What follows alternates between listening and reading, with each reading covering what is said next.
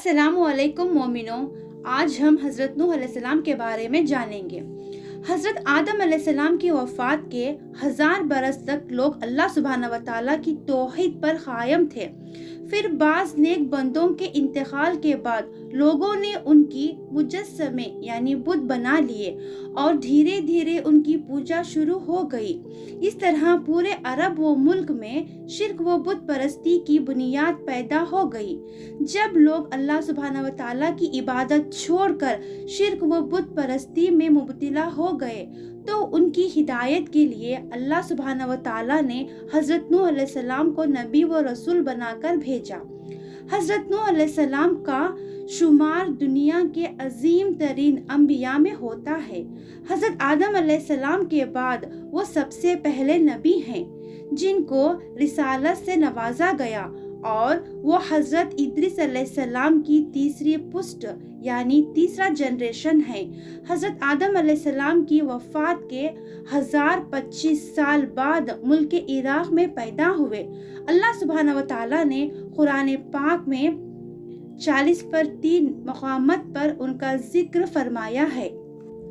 हज़रत नूह अलैहिस्सलाम की दावत। जब लोगों की नाफरमानी और बुत परस्ती दुनिया में आम हो गई तो अल्लाह सुब्हानहू व तआला ने उनकी हिदायत व रहनुमाई के लिए हज़रत नूह अलैहिस्सलाम को नबी बनाया।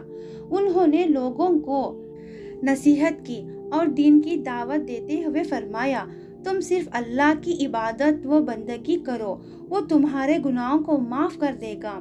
इन नसीहत को सुनकर कौम के सरदारों ने जवाब दिया, हम तुम्हें रसूल नहीं मानते क्योंकि तुम हमारे ही जैसे आदमी हो और जो लोग तुम्हारी बात मानते हैं वो कम दर्जे के लोग हैं।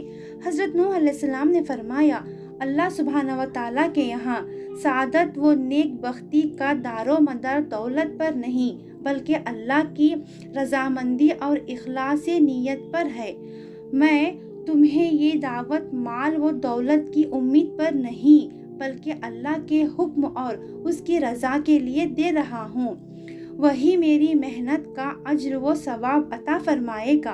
हज़रत नूह अलैहिस्सलाम दिन रात इनफिरादी व इज्तमाई यानी एक एक इंसान से और मजलिस में और खुसूसी व उमूमी तौर पर तवील अरसे तक कौम को कुफ्र व शिर्क और अल्लाह सुब्हानहू व तआला की नाफरमानी से डराते रहे, मगर वो बास तो क्या आते बल्कि उल्टा अज़ाब इलाही का मुतालबा करने लगे। कौम नूह पर अल्लाह का अज़ाब। हज़रत नूह अलैहिस्सलाम 950 साल तक अपनी कौम को दावत देते रहे और कौम के अफराद बार बार अज़ाब का मुतालबा करते रहे। साथ ही अल्लाह सुब्हानहू व तआला ने हज़रत नूह अलैहिस्सलाम को खबर दी कि अब वो मौजूदा ईमान वालों के अलावा कोई और ईमान नहीं लाएगा। तो उन्होंने दुआ की कि ऐ अल्लाह, अब इन बदबख्तों पर ऐसा अज़ाब नाजिल फरमा के एक भी काफिर व मुशरिक ज़मीन पर जिंदा ना बचे। अल्लाह सुब्हानहू व तआला ने उनकी दुआ कबूल फरमा ली और हुक्म दिया कि तुम हमारी निगरानी और हुक्म के तहत एक कश्ती तैयार करो। चुनांचे एक कश्ती तैयार की गई। फिर अल्लाह सुब्हानहू व तआला के हुक्म से ज़मीन व आसमान से पानी के दहाने खुल गए और देखते ही देखते ज़मीन पर पानी ही पानी जमा हो गया। उस वक्त हज़रत नूह अलैहिस्सलाम बाहुक्मी खुदावंदी मोमिनीन और जानदारों में से एक एक जोड़े को लेकर कश्ती में सवार हो गए।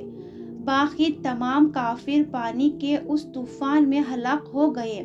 6 महीने के बाद 10 मुहर्रमुल हरम को जोदी पहाड़ पर ठहरी तो हज़रत नूह अलैहिस्सलाम अहले ईमान को लेकर अमन व सलामती के साथ ज़मीन पर उतरे और फिर अल्लाह सुब्हानहू व तआला ने उन्हीं से दुनिया की आबादी का दोबारा सिलसिला शुरू फरमाया।